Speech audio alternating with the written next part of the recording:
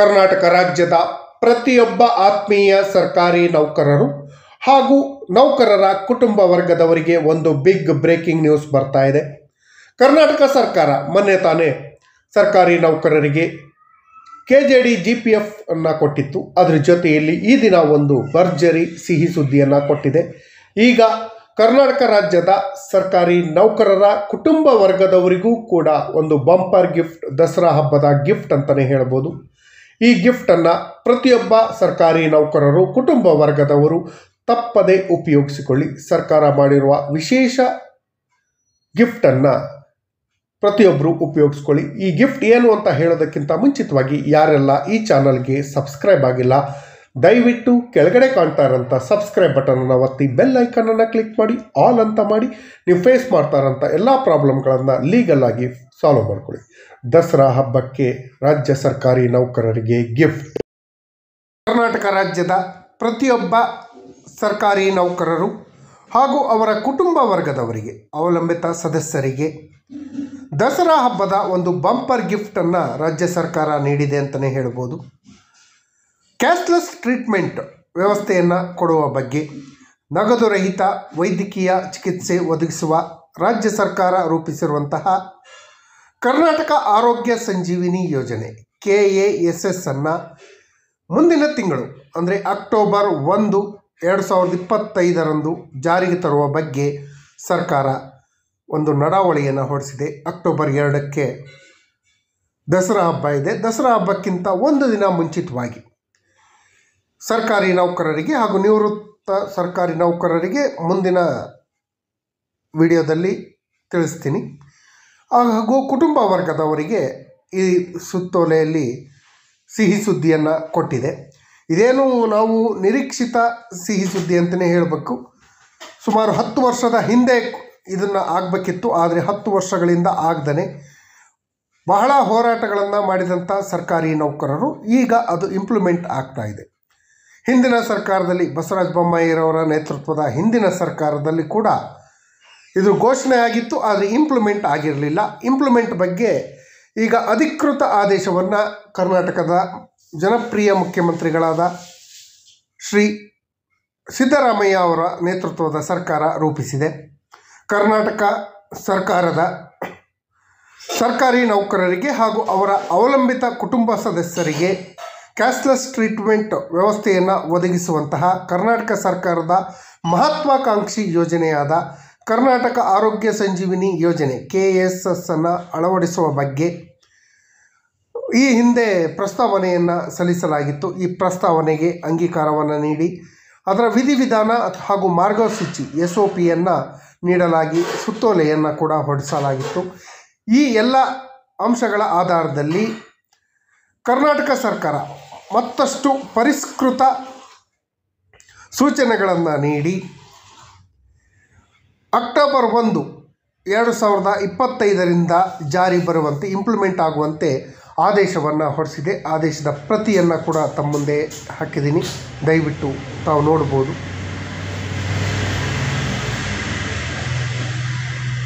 ಕರ್ನಾಟಕ ಸರ್ಕಾರದ ಆದೇಶ ಸಂಖ್ಯೆ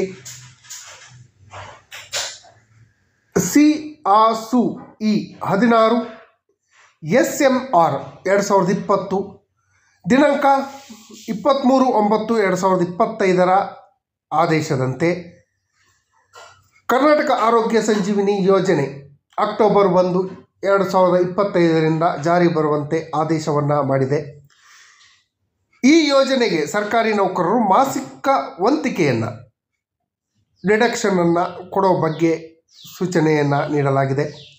ಮಾಸಿಕ ವಂತಿಕೆ ಕೊಡುವಂಥ ವಿಧಾನ, ಈ ಯೋಜನೆಯಡಿಯಲ್ಲಿ ಸರ್ಕಾರಿ ನೌಕರರ ವೇತನದಿಂದ ಡಿಡಕ್ಟ್ ಆದಂತಹ ವಂತಿಕೆಯನ್ನು ಎಲ್ಲ DDOಗಳು ಸುವರ್ಣ ಆರೋಗ್ಯ ಸಂರಕ್ಷಣಾ ಟ್ರಸ್ಟ್ನಿಂದ ಉದ್ದೇಶಕ್ಕಾಗಿ ತೆರೆಯಲಾದ ಬ್ಯಾಂಕ್ ಖಾತೆ ಖಜಾನೆ 2ರಲ್ಲಿ ಸೃಷ್ಟಿಸಲಾಗಿರುವಂತಹ ID ನಂಬರ್ನಲ್ಲಿ ಜಮಾ ಮಾಡತಕ್ಕದ್ದು.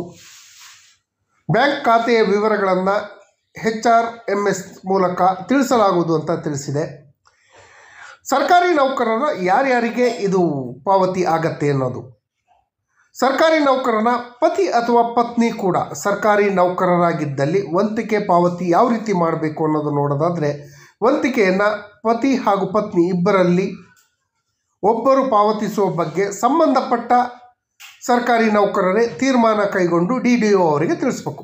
ಇಬ್ಬರು ಸರ್ಕಾರಿ ನೌಕರರಾಗಿದ್ದು ಯಾರು ಅದನ್ನು ಮಾಡಬೇಕು ಅನ್ನೋದ್ರ ಬಗ್ಗೆ ಆ ನೌಕರರೇ ತೀರ್ಮಾನವನ್ನು ತಗೊಂಡ್ಕೊಂಡು DDO ಅವರಿಗೆ ತಿಳಿಸಿದ್ರೆ ಸಾಕು. ಒಬ್ರದ್ದು ಕಟ್ಟಾಗತ್ತೆ, ಒಬ್ರದ್ದು ಕಟ್ಟಾಗಲ್ಲ. HRMS ವ್ಯಾಪ್ತಿಯಲ್ಲಿ ಬೇರೆ ಇಲಾಖೆ, ಸಾರ್ವಜನಿಕ ಸಂಸ್ಥೆಯಲ್ಲಿ ನಿಯೋಜನೆ ಆಗಿರುವಂಥ ಅನ್ಯ ಸೇವೆ, ಕರ್ನಾಟಕ ನೌಕರರ ವಂತಿಕೆ ಕಟಾವಣೆಯನ್ನು ಯಾವ ರೀತಿ ಮಾಡಬೇಕು ಅಂತಹ ನಿಯೋಜನೆ ಮೇಲೆ OOD ಆಧಾರದಲ್ಲಿ ನೌಕರರು ಮಾಸಿಕ ವೇತನದಲ್ಲಿ ವಂತಿಕೆಯನ್ನು ಕಟಾಯಿಸಿ ಸಂಸ್ಥೆಯಿಂದ ನೇರವಾಗಿ ಟ್ರಸ್ಟ್ನ ಬ್ಯಾಂಕಿಗೆ ವರ್ಗಾವಣೆ ಮಾಡಬೇಕು ಅಂತ ಹೇಳಿ ತಿಳಿಸಲಾಗಿದೆ. ವಂತಿಗೆ ಕಟಾವು ಆರಂಭಿಸುವುದು ಯಾವಾಗಿಂದ ವಂತಿಗೆ ಕಟಾವು ಆರಂಭ ಆಗತ್ತೆ ಅಂತ ಹೇಳೋದಾದರೆ, ಮಾಸಿಕ ವಂತಿಕೆಯನ್ನು ಮೇ 2025ರಿಂದ ಸ್ವಯಂಚಾಲಿತವಾಗಿ ಕಡಿತಗೊಳಿಸಲಾಗುವುದು ಅಂತ ಮೇಲೆ ತಿಳಿಸಲಾಗಿತ್ತು. ಆದರೆ ಆವಾಗ ಇಂಪ್ಲಿಮೆಂಟ್ ಆಗಿರಲಿಲ್ಲ. ಆದರೆ ಈ ಮೇಲ್ಕಂಡ ಅಂಶವನ್ನು ಅಮೆಂಡ್ಮೆಂಟನ್ನು ಮಾಡಿ ಅಕ್ಟೋಬರ್ 2025 ತಿಂಗಳಿಂದ ಕಟಾವು ಮಾಡಬೇಕು ಅಂತ ಹೇಳಿ ಈ ಆದೇಶದಲ್ಲಿ ತಿಳಿಸಲಾಗಿದೆ. ಯಾವ ಸರ್ಕಾರಿ ನೌಕರರಿಗೆ ಎಷ್ಟೆಷ್ಟು ಹಣವನ್ನು ಡಿಡಕ್ಟ್ ಮಾಡಬೇಕು ಅನ್ನೋದಾದರೆ, ಕರ್ನಾಟಕ ಸರ್ಕಾರದಲ್ಲಿರುವಂಥ ಗ್ರೂಪ್ ಎ ಕ್ಲಾಸ್ 1 ಆಫೀಸರ್ಸಿಗೆ ಎಲ್ಲರಿಗೂ ತಿಂಗಳಿಗೆ 1,000 ರೂಪಾಯಿಯನ್ನು KASSಗೆ ಕಟ್ ಮಾಡಬೇಕು. ಅದರ ಜೊತೆಯಲ್ಲಿ ಕ್ಲಾಸ್ 2 ನೌಕರರು ಯಾರಿದ್ದಾರೆ ಅವರಿಗೆ ಪ್ರತಿ ತಿಂಗಳು 500 ರೂಪಾಯಿಯನ್ನು ಕಟ್ ಮಾಡ್ತಾರೆ. ಗ್ರೂಪ್ ಸಿ ನೌಕರರಿಗೆ 350 ರೂಪಾಯಿ ಹಾಗೂ ಡಿ ದರ್ಜೆಯ ನೌಕರರಿಗೆ 250 ರೂಪಾಯಿಗಳನ್ನು ಮಂತ್ಲಿ ಡಿಡಕ್ಷನನ್ನು ಮಾಡಿ ಈ KSS ಯೋಜನೆಯನ್ನು ಕೊಡ್ತಾರೆ. ಯಾವುದೇ ಉಚಿತ ಯೋಜನೆ ಅಲ್ಲ, ಕ್ಯಾಶ್ಲೆಸ್ ಟ್ರೀಟ್ಮೆಂಟ್.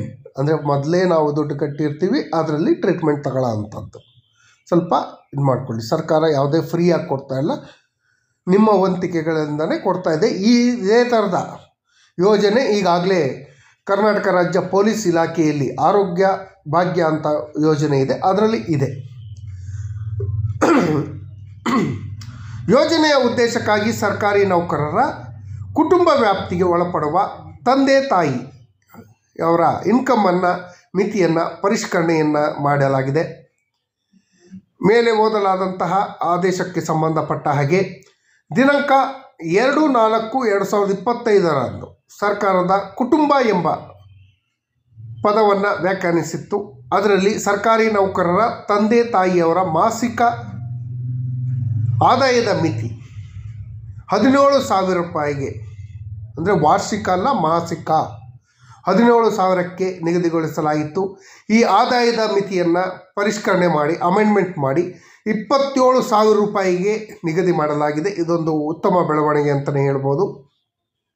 ವಿವಾಹಿತ ಮಹಿಳಾ ಸರ್ಕಾರಿ ನೌಕರರ ತಂದೆ ತಾಯಿಯವರು ಕೂಡ ಈ ಮೇಲಿನ ಆದಾಯದ ಮಿತಿ ಅನ್ವಯ ಆಗತ್ತೆ. ಮದುವೆ ಆಗಿದ್ದರೆ ಕೊಟ್ಟ ಹೆಣ್ಣು ಕುಲಕ್ಕೆ ಹೊರಗೆ ಅಂತ ಹೇಳಿ ಬಿಡಂಗಿಲ್ಲ. ವಿವಾಹಿತ ಮಹಿಳಾ ಸರ್ಕಾರಿ ಅಧಿಕಾರಿ ನೌಕರರ ತಂದೆ ತಾಯಿ ಕೂಡ ಇದರಲ್ಲಿ ಇಂಪ್ಲಿಮೆಂಟ್ ಆಗ್ತಾರೆ. ಇದೊಂದು ಒಳ್ಳೆಯ ಯೋಜನೆ ಅಂತಲೇ ಹೇಳ್ಬೋದು.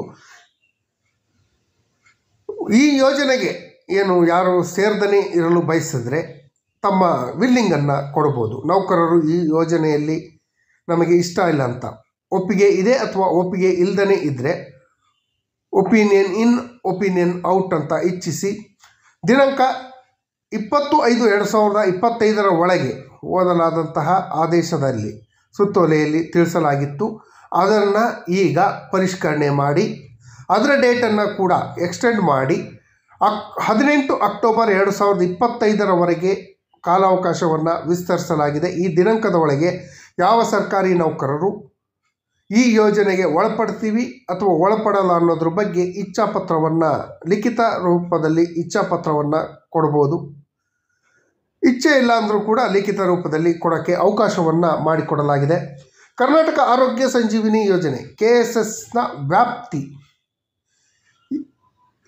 ಕರ್ನಾಟಕ ಸರ್ಕಾರಿ ನೌಕರರ ವೈದ್ಯಕೀಯ ಹಾಜರಾತಿ ನಿಯಮ 1963 ಅಡಿಯಲ್ಲಿ ಈ ಯೋಜನೆಯನ್ನು ಕರ್ನಾಟಕ ಸರ್ಕಾರಿ ನೌಕರರಿಗೆ ಯೋಜನೆಯಾಗಿ ರೂಪಿಸಲಾಗಿದೆ. ಈ ಆದೇಶದಂತೆ ಕೆಲವೊಂದು ಸ್ಪಷ್ಟೀಕರಣವನ್ನು ಕೂಡ ಕೊಟ್ಟಿದ್ದು. KSS ಯೋಜನೆಗೆ ಒಳಗೊಂಡ ಸಾರ್ವಜನಿಕ ವಲಯದ ವೈದ್ಯಕೀಯ ಸಂಸ್ಥೆಗಳು ಪಬ್ಲಿಕ್ ಸೆಕ್ಟರ್ನ ಹೆಲ್ತ್ ಕೇರ್ ಆರ್ಗನೈಜೇಷನ್ನಲ್ಲಿ ಒದಗಿಸುವಂತಹ ವೈದ್ಯಕೀಯ ಸೇವೆಗಳನ್ನು ಮರುಪಾವತಿ ದರವನ್ನು ಕೂಡ ನಿಗದಿ ಮಾಡಿದೆ. KSS ಯೋಜನೆಯಡಿಯಲ್ಲಿ ಸರ್ಕಾರಿ ನೌಕರರು ಹಾಗೂ ಕುಟುಂಬ ಸದಸ್ಯರು ನೋಂದಾಯಿತ ಖಾಸಗಿ ಆಸ್ಪತ್ರೆಗಳಲ್ಲದೆ ಅಂದರೆ ಪ್ರೈವೇಟ್ ಹಾಸ್ಪಿಟಲ್ಗಳಲ್ಲದೆ ಸಾರ್ವಜನಿಕ ವಲಯದಲ್ಲಿ ಇರುವಂತಹ ಆರೋಗ್ಯ ಹಾಗೂ ಕುಟುಂಬ ಕಲ್ಯಾಣ ಇಲಾಖೆಯ ವೈದ್ಯಕೀಯ ಶಿಕ್ಷಣ ಇಲಾಖೆಯಲ್ಲಿ ಬರುವಂತಹ ಆಸ್ಪತ್ರೆಗಳಲ್ಲೂ ಕೂಡ ನೀವು ಟ್ರೀಟ್ಮೆಂಟ್ ಪಡ್ಕೊಳ್ಳೋಕ್ಕೆ ಅವಕಾಶ ಇದೆ. ಸ್ಥಳೀಯ ಸಂಸ್ಥೆಗಳಲ್ಲೂ ನಿರ್ವಹಣೆ ಮಾಡ್ತಿರುವಂಥ ಸಾರ್ವಜನಿಕ ಆಸ್ಪತ್ರೆಯಲ್ಲಿ ಕೂಡ ನಗದು ರಹಿತ ವೈದ್ಯಕೀಯ ಸೌಲಭ್ಯವನ್ನು ಪಡ್ಕೊಳ್ಳೋಕ್ಕೆ ಅವಕಾಶ ಇದೆ. ಬರೀ ಪ್ರೈವೇಟ್ ಸೆಕ್ಟರ್ ಅಲ್ಲ, ಗೌರ್ಮೆಂಟ್ ಸೆಕ್ಟರಲ್ಲಿರೋಂಥ ಆಸ್ಪತ್ರೆಗಳಲ್ಲೂ ಕೂಡ ನೀವು ಪಡ್ಕೊಳ್ಳೋಕ್ಕೆ ಅವಕಾಶವನ್ನು ಮಾಡಿಕೊಟ್ಟಿದೆ. ಈ ಯೋಜನೆಯಲ್ಲಿ ಆರಂಭಿಕ ಹಂತದಲ್ಲಿ ಅಲೋಪತಿ ವೈದ್ಯಕೀಯ ಪದ್ಧತಿ ಸರ್ಕಾರಿ ನೌಕರರು ಇಂತಹ ಸಂಸ್ಥೆಗಳಲ್ಲಿ ವೈದ್ಯಕೀಯ ವೆಚ್ಚಗಳಿಗೆ ಸಂಬಂಧಪಟ್ಟಂಗೆ SAST ಸಂಸ್ಥೆಯ KSS ದರವನ್ನು ಅನ್ವಯ ಪಟ್ಟಿಯಲ್ಲಿ ಇರುವಂತೆ ಅವರಿಗೆ ಪಾವತಿ ಮಾಡಿಕೊಂಡು ಹೋಗ್ತಾರೆ. ಸರ್ಕಾರಿ ನೌಕರರು ಭರಿಸುವ ವೈದ್ಯಕೀಯ ವೆಚ್ಚ ಮರುಪಾವತಿಯ ಬಗ್ಗೆ ಸ್ಪಷ್ಟೀಕರಣವನ್ನು ಕೂಡ ನೀಡಿದೆ. ಕರ್ನಾಟಕ ಆರೋಗ್ಯ ಸಂಜೀವಿನಿ ಯೋಜನೆ ಅಡಿಯಲ್ಲಿ ಕ್ಯಾಶ್ಲೆಸ್ ಟ್ರೀಟ್ಮೆಂಟನ್ನು ಪಡ್ಕೊಳ್ತಿರುವಂಥವರಿಗೆ ಪ್ರತ್ಯೇಕವಾಗಿ ಖಾಸಗಿ ಆಸ್ಪತ್ರೆಯಲ್ಲಿ ನೋಂದಾಯಿಸಲು ಕ್ರಮ ಕೈಗೊಳ್ಳಲಾಗಿದೆ. ಈ ಪ್ರಕ್ರಿಯೆಯನ್ನು ಪೂರ್ಣಗೊಳಿಸಲು ಸ್ವಲ್ಪ ಸಮಯಾವಕಾಶ ಬೇಕಾಗತ್ತೆ. ಈ ಯೋಜನೆ ಪೂರ್ಣ ಅನುಷ್ಠಾನವಾಗುವವರೆಗೆ ಸರ್ಕಾರಿ ನೌಕರರು ಕರ್ನಾಟಕ ಸರ್ಕಾರಿ ನೌಕರರ ವೈದ್ಯಕೀಯ ಹಾಜರಾತಿ ನಿಯಮದ ಅಡಿಯಲ್ಲಿ ನೋಂದಾಯಿಸಲ್ಪಟ್ಟಂತಹ 500ಕ್ಕೂ ಹೆಚ್ಚು ಖಾಸಗಿ ಆಸ್ಪತ್ರೆಗಳಲ್ಲಿ ಚಿಕಿತ್ಸಾ ವೆಚ್ಚವನ್ನು ಪಾವತಿಸಿ ವೈದ್ಯಕೀಯ ಚಿಕಿತ್ಸೆಯನ್ನು ಪಡ್ಕೊಬೋದು.